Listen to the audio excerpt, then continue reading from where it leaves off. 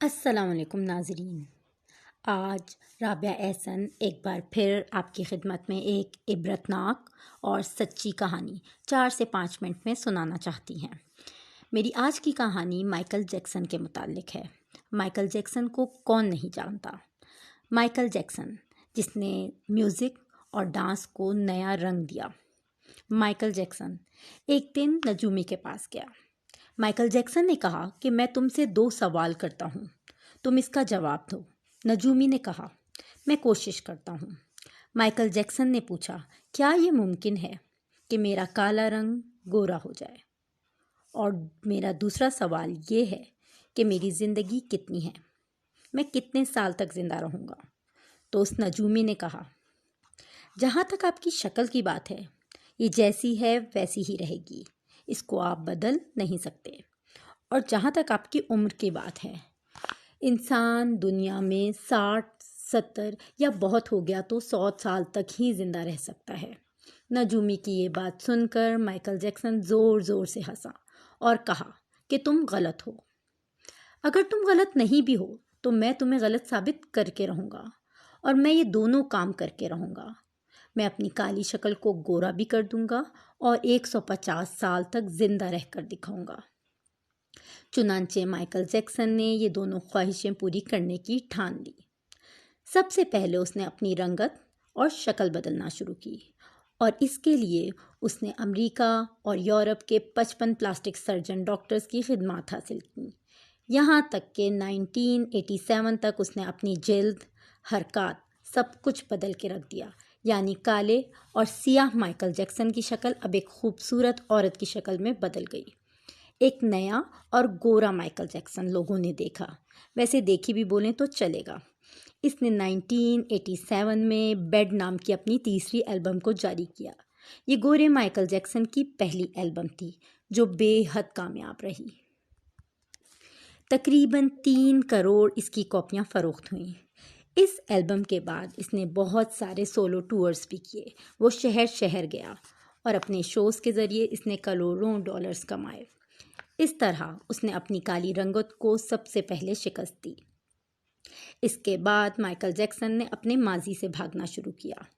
इसने अपने तमाम ख़ानदान से रिश्ते नाते तोड़ लिए, अपने तमाम एड्रेसेस चेंज कर लिए, यहाँ तक कि पैसे के दम पर इसने गोरे माँ बाप तक खरीद लिए, और इसने अपने पुराने दोस्तों से जान छुड़ा ली। और इसकी वजह से वो अकेला भी होता चला गया और बनावटी, आर्टिफिशियल और मसनूई दुनिया के भंवर में फंसता चला गया। इसी आर्टिफिशियल तरीके से इसने एक बेटा बेटी भी पैदा कर लिए। अब बारी थी 150 साल तक जिंदा रहने की। इसने 150 साल तक जिंदा रहने के लिए वो तरीके अपनाए जो हम सोच भी नहीं सकते। वो सिर्फ ऑक्सीजन तंबू में ही सोता था, और जरासीम, बैक्टीरिया और बीमारी के असरात से दूर रहने के लिए इसने दस्ताने पहनना शुरू कर दिए। लोगों से हाथ मिलाने से पहले वो हैंड ग्लव्स पहनता था। लोगों से मिलने से पहले वो मास्क लगाकर घूमता था। वो एक स्पेशल खाना ही खाता था। वो अपने साथ 12 डॉक्टर्स की पूरी टीम लेकर चलता था, और ये 12 डॉक्टर्स मिलकर रोज़ाना उसके जिस्म के एक एक हिस्से का टेस्ट करते थे।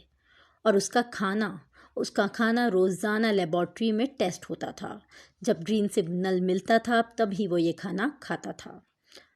उसका स्टाफ उसे रोज़ाना वर्जिश भी करवाता था। यहाँ तक कि आप यकीन मानिए, उसने एक्स्ट्रा फेफड़े, दिल, गुर्दे, जिगर, आंखें सबका एक्स्ट्रा बंदोबस्त करके रखा था। ऐसे डोनर्स तैयार करके रखे थे जिनके घर का पूरा खर्च माइकल जैक्सन ही उठाता था, और वो भी हर वक्त तैयार रहते थे कि कब हमारे दिल, गुर्दे, फेफड़े की ज़रूरत पड़े और माइकल जैक्सन को हम वो दें। और ये सब कारनामे करके माइकल जैक्सन को इस बात का यकीन भी हो गया था कि वो 150 साल तक आराम से ज़िंदा रह सकता है। फिर एक दिन 25 जून की रात आई। माइकल जैक्सन को सांस लेने में दुश्वारी होना शुरू हुई। डॉक्टर को जैसे तैसे पता चला, उन्होंने मुल्क भर के तमाम स्पेशलिस्ट को माइकल जैक्सन के घर में जमा कर दिया। दुनिया भर के डॉक्टर्स उसे मौत से बचाने की कोशिशें करने लगे, लेकिन नाकाम हुए। मजबूरी में हॉस्पिटल ले जाना पड़ा, और वो शख्स जिसने 150 साल तक जीने के लिए क्या कुछ नहीं किया, सिर्फ 30 मिनट में मर गया। उसकी रूह चुटकी से भी कम टाइम पर अल्लाह के पास पहुंच गई। सिर्फ 50 साल जिंदगी जी पाया।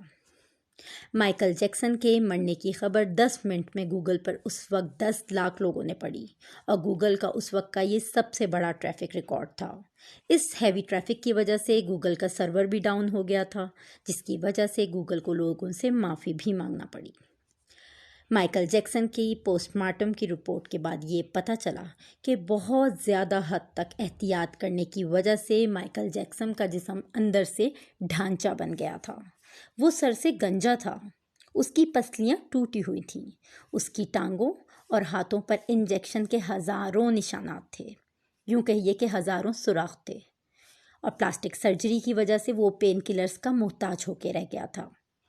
लेकिन ये सारी एहतियात, ये डॉक्टर्स की टीम, ये डोनर्स की टीम, ये इंजेक्शंस, ये गोलियां, ये दवाइयां उसे मौत से नहीं बचा सकती। नाजरीन, माइकल जैक्सन की ये मौत लोगों के लिए एक ऐलान है कि इंसान दुनिया पर फतह पा सकता है, लेकिन अपने मुकद्दर को नहीं बदल सकता, अपने अल्लाह का मुकाबला नहीं कर सकता, मौत का मुकाबला नहीं कर सकता।